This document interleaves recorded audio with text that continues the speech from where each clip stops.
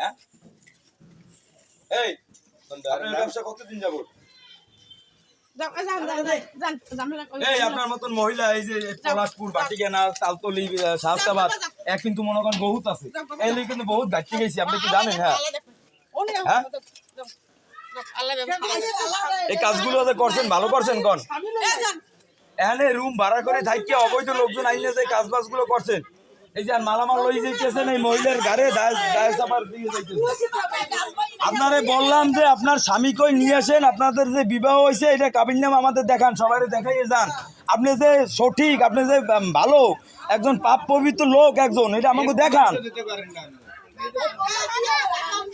আমাদের দেখাইয়ে তারপর আপনি যান। আপনি তো এই ব্যবসা করছেন না আমার লাগে, আমার লাগে আমি ব্যবসা করবো। আর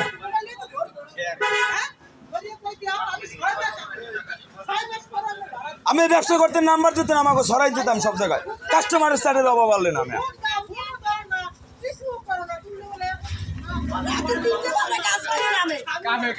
রাত্রি 3টে বাজে গাছ বাড়ি নামে কি পুরুষ মানুষ?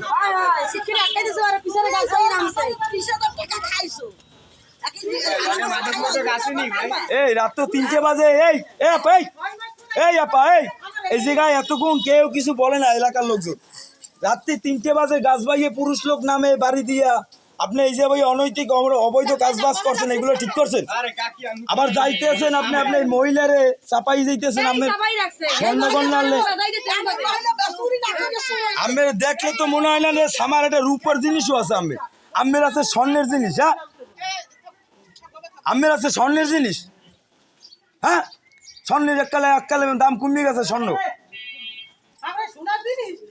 গাছ ভাইয়ে লোক নামছে কিসের জন্য? এলাকার মধ্যে ভাই অবৈধ কাজ বাজ করছেন, মহিলা বেদব মহিলা। আমি লোক ডাকতেছি, লক্ষ্মী কুমার